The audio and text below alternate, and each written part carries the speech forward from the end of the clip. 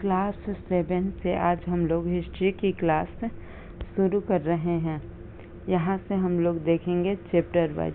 Class 6 का history का class हम कंप्लीट कर चुके हैं और ज्योग्राफी का भी क्लास हम 6 से लेकर 9th क्लास तक कंप्लीट कर चुके हैं। उसे भी आप लोग जाकर देख लीजिएगा और साथ ही साथ आप लोगों को सारा चीज़ प्लेलिस्ट में भी मिल जाएगा। बिहार जीके से संबंधित क्वेश्चन हो या हिस्ट्री से संबंधित या ज्योग्राफी से संबंधित क्वेश्चन हो, सब आपको प्लेलिस्ट में भी मिल जाएगा। चलिए, यदि कोई सीटेड वाले हैं तो उनके लिए भी सारा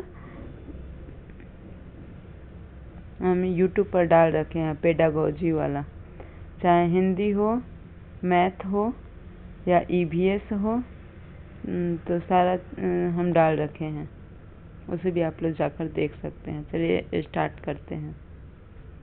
इसे 2-3 पार्ट में करके पढ़ेंगे ताकि छोटा छोटा भी हो और आसान, वीडियो छोटा हो और पढ़ने में भी आसानी लगे। शुरू करते हैं। आप लोग लाइक, शेयर और सब्सक्राइब कर दीजिएगा। प्रारंभिक कथन: हजारों वर्षों के दौरान हुए परिवर्तन की पड़ताल।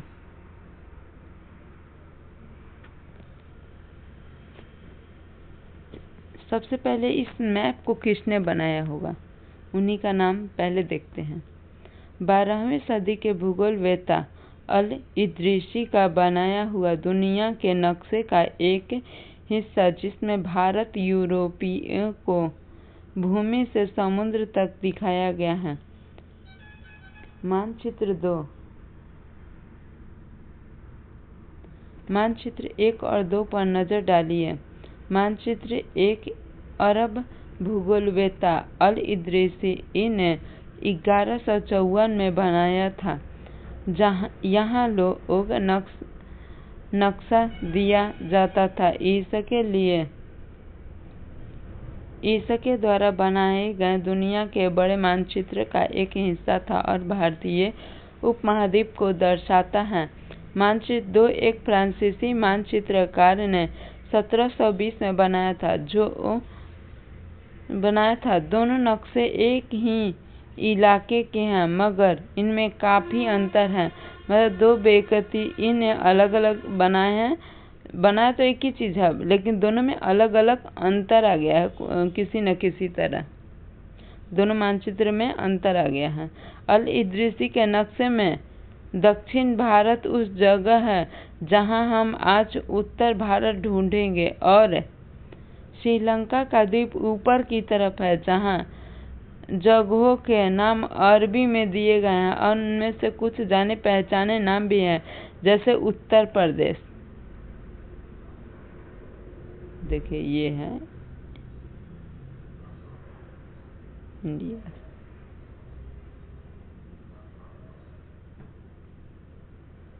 अठारहवीं शताब्दी के आरंभ में गिउला ऑफ द हिस्ले के अनुसार, एटलस नुए के अनुसार यह उप महाद्वीप।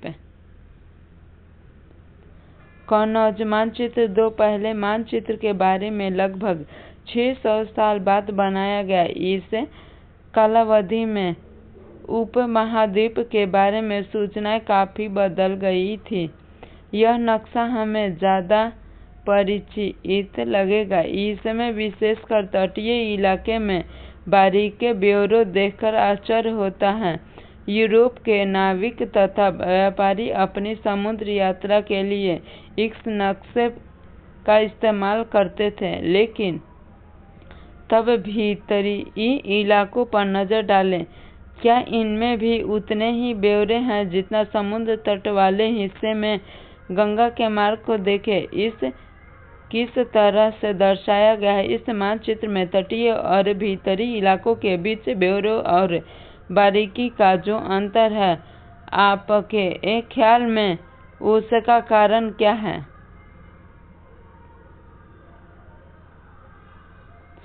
इतनी ही महत्वपूर्ण एक और बात यह है कि दूसरे युग तक मानचित्र अंकन का विज्ञान भी बहुत बदल गया था। इतिहासकार जब बीते युगों के दस्तावेजों का नक्शे और लेखे का अध्ययन करते हैं तो इसके लिए उन सूचनाओं के संदर्भों का इनकी भिन्न भिन्न ऐतिहासिक पृष्ठभूमियों का ध्यान रखना जरूरी है और नई पुरानी शब्दावली का। अगर समय के साथ साथ सूचनाओं के संदर्भ बदलते हैं तो भाषा और अर्थ के साथ साथ क्या होता है? ऐतिहासिक अभिलेख कई तरह की भाषाओं में मिलते हैं और ये भाषाएं भी समय के साथ साथ बहुत ही बदलती हैं।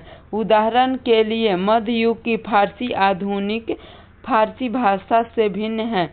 यह भिन्नता सिर्फ व्याकरण और शब्द भंडार में ही नहीं आई, समय के साथ शब्दों के अर्थ भी बदल जाते हैं। उदाहरण के लिए हिंदुस्तान शब्द ही लीजिए।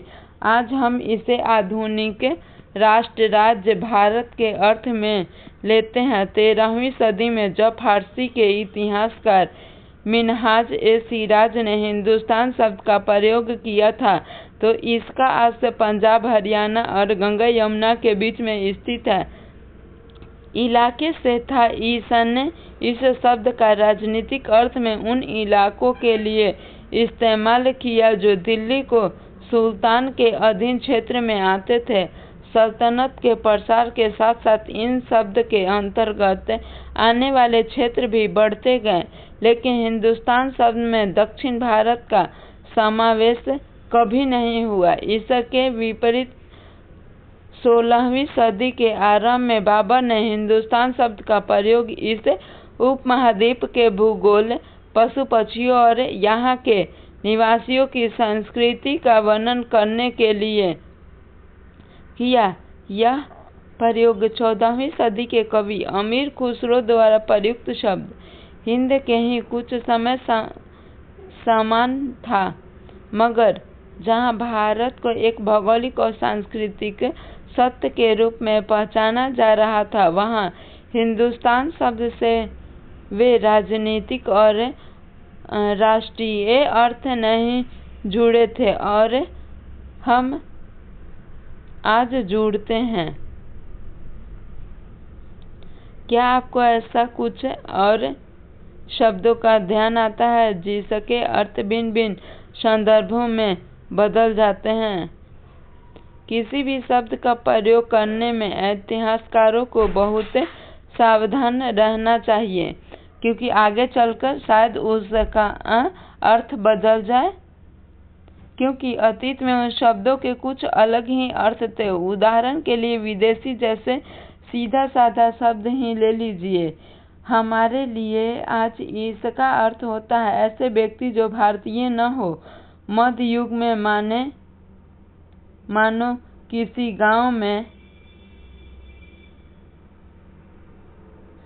गांव से आने वाला कोई अनजाना व्यक्ति जो उस समय या संस्कृति अंग का न हो, विदेशी कहलाता था। मतलब एक गांव की जगह दूसरे गांव या दूसरे जगह से आने वाले व्यक्ति को भी हम लोग विदेशी उस टाइम बोलते थे। लेकिन अब तो सब एक राष्ट्र हो गया, इसीलिए सब हिंदुस्तानी है। ऐसे शब्दों को हिंदी में परदेसी और फारसी में अजनबी कहा जाता है। मतलब जो परदेश से आया परदेसी, या दूसरे राज्य या दूसरे गांव से आया उसे लोग विदेशी कहते थे। इसीलिए किसी नगरवासी के लिए नगरवासी विशेष होता था। मतलब एक नगर से दूसरे नगर में गए तो आप विदेशी कहलाए। किंतु एक ही गांव में रहने वाले दो किसान अलग अलग धर्म तथा जाति परंपराओं से होने पर भी एक दूसरे को विदेशी नहीं कहते थे। मतलब एक गांव में रहने वाले दो व्यक्ति अलग अलग धर्म जाति के हैं तो वो लोग खुद में विदेशी नहीं कहलाते थे, बल्कि दूसरे गांव वाले लोगों को विदेशी बोलते थे। इतिहासकार और उनके स्रोत। इतिहासकार किस युग का अध्ययन करते हैं और इनकी खोज की प्रकृति क्या है, इसे देखते हुए अलग अलग तरह के स्रोत का सहारा लेते हैं। उदाहरण के लिए पिछले साल आप गुप्त शासक और हर्षवर्धन के बारे में पढ़ा। इस पुस्तक में हम मोटे तौर पर 700 से 1750 ईस्वी तक लगभग 1000 वर्ष के बारे में पढ़ेंगे। इस काल के अध्ययन के लिए इतिहासकार जिन स्त्रोतों का प्रयोग करते हैं उनको आपको बहुत सी बातें ऐसी मिलेगी जो पिछले युग में वैसी ही चली आ रही है। इतिहासकार इस काल के बारे में सूचना इकट्ठा करने के अभिवेशिक शिलालेखों, स्थापत्य, भवन निर्माण, कला तथा लिखित सामग्री पर निर्भर करते हैं, पर कुछ बातें पहले से काफी भिन्न हैं।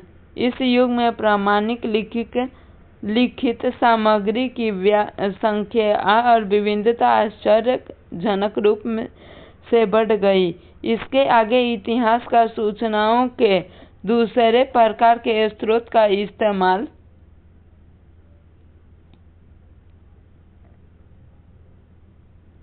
धीरे धीरे कम करने लगे।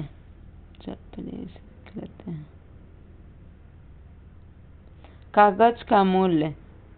इन दो प्रसंगों की तुलना कीजिए। 13वीं सदी के मध्य में एक विद्वान को एक पुस्तक की प्रतिलिपि की जरूरत पड़ी।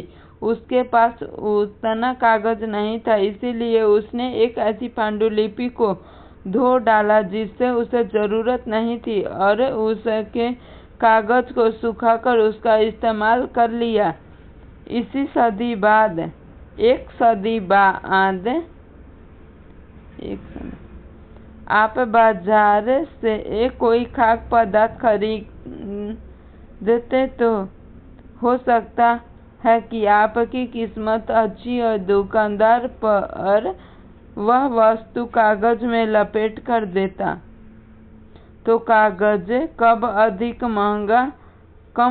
महंगा था और कब आसानी से उपलब्ध था, 13वीं शताब्दी में या 14वीं शताब्दी में। चलिए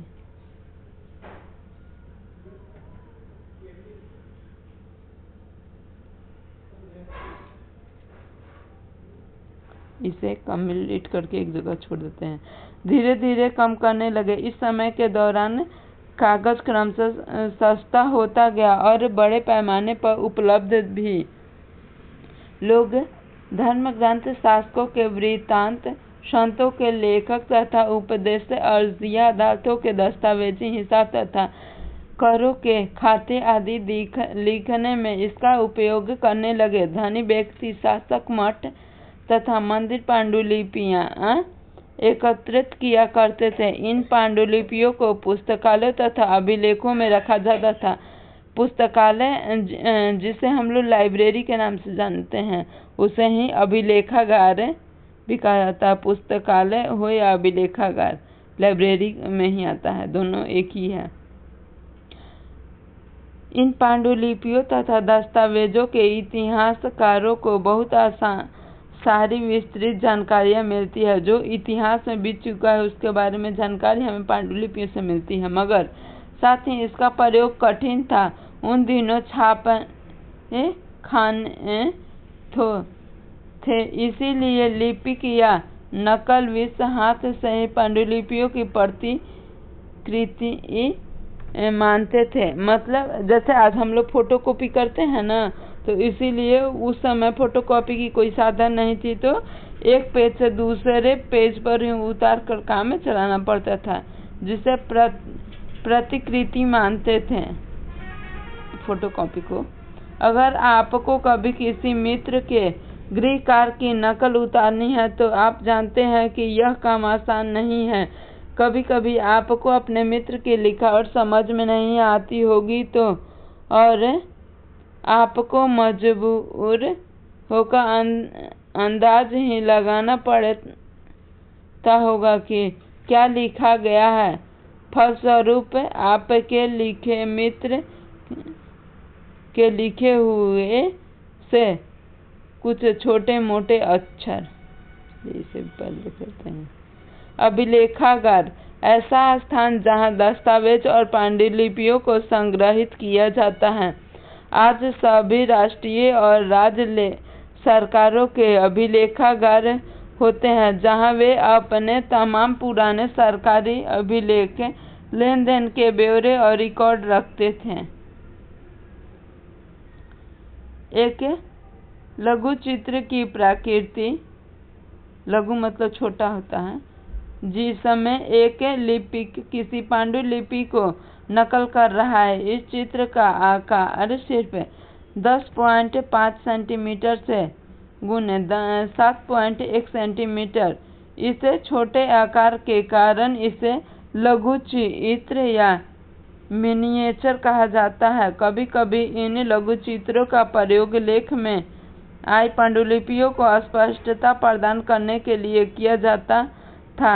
ये इतने सुंदर होते थे कि आगे चलकर संग्रहकर्ता अक्सर इन चित्रों को पांडुलिपियों से अलग करके बेचने लगे। बहुत लंबा वीडियो हो जाएगा, इसलिए यहाँ से हम लोग कल से देखेंगे। आगे बहुत है, यहाँ तक हम लोग ख़त्म करते हैं। आप लोग लाइक, शेयर और सब्सक्राइब कर लीजिएगा और अगले वीडियो में मतलब पार्ट 2 में आपको पूरी बुक मिल जाएगी।